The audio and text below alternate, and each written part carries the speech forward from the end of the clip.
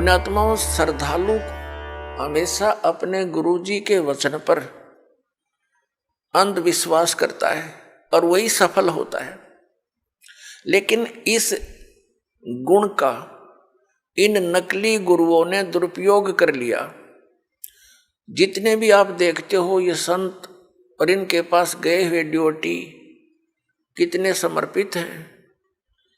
वो गुरुजी जो भी ज्ञान बताते हैं शिरोधार्य होता है।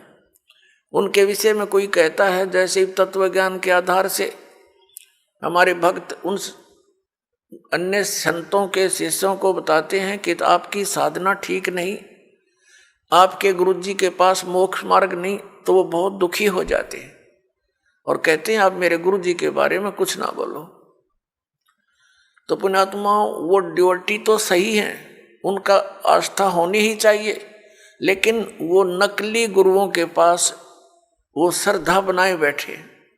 अब जैसे आम के पौधे को बीज कर यदि कोई ये आस्था लगाए बैठा है कि मैं आम खाऊंगा, इसके आम लगेंगे बड़ा होकर, तो वो बिल्कुल सही है, उसका बिल्कुल सही उद्देश्य है और ठीक उसकी क्रिया है। और यदि बबूल का पेड़ पौधा बो करके और वो ये कहता है कि ये बड़ा होगा, इसके आम लगेंगे, और उसको कोई जानकार व्यक्ति ये सलाह देता है कि ये आम का पौधा नहीं है, इसको आम नहीं लग सकते, और वो ये कहे कि तू मेरी भक्ति मार्ग को यानी मेरे पौधे को गलत मत बता, तो वो उसकी एक तो श्रद्धा है। जिस व्यक्ति ने उसको आम का पौधा बता करके बबूल दे रखा है, वो पूरा विश्वास किए बैठा है उस नकली आदमी पर। तो उस व्यक्ति को चाहिए कि इस व्यक्ति ने मेरे पौधे को ये बबूल क्यों बताया, उसकी फिर पूरा निरीक्षण करना चाहिए, तब उसकी सिंचाई करना, तो बबूल बोने का क्या यूज। तो जैसे भी किसी को ये शंका उत्पन्न करता है कोई कि भी आपका भक्ति मार्ग ठीक नहीं, तो उससे पूरा पूछे, अच्छी तरह निरीक्षण करे और फिर इन सदग्रंथों से मेल करे, क्योंकि किसी के लोक वेद से यानी कहने सुनने मात्र से अपने पद से डगमग होना ठीक नहीं। अपने आत्माओं, ये दास आपको जो ज्ञान देता है ये शास्त्र अनुकूल है। पवित्र श्रीमद् भगवत गीता, पवित्र चारों वेद और पवित्र पुराण, ये पवित्र हिंदू धर्म के श्रद्धालुओं के लिए शिरोधार्य है।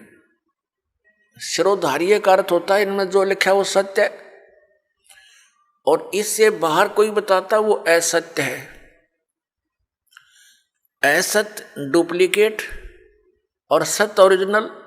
तो ओरिजिनल वस्तु से लाभ होगा, डुप्लीकेट से नहीं होगा। श्रीमद् भगवत गीता अध्याय नंबर 16 के श्लोक 23-24 में स्पष्ट किया है कि अर्जुन, शास्त्र विधि को त्याग कर जो मनमाना आचरण करते हैं उनको न तो कोई सुख प्राप्त होता है, न उनकी गति होती है, और न ही कोई सिद्धि को प्राप्त होते हैं, अर्थात यूजलेस।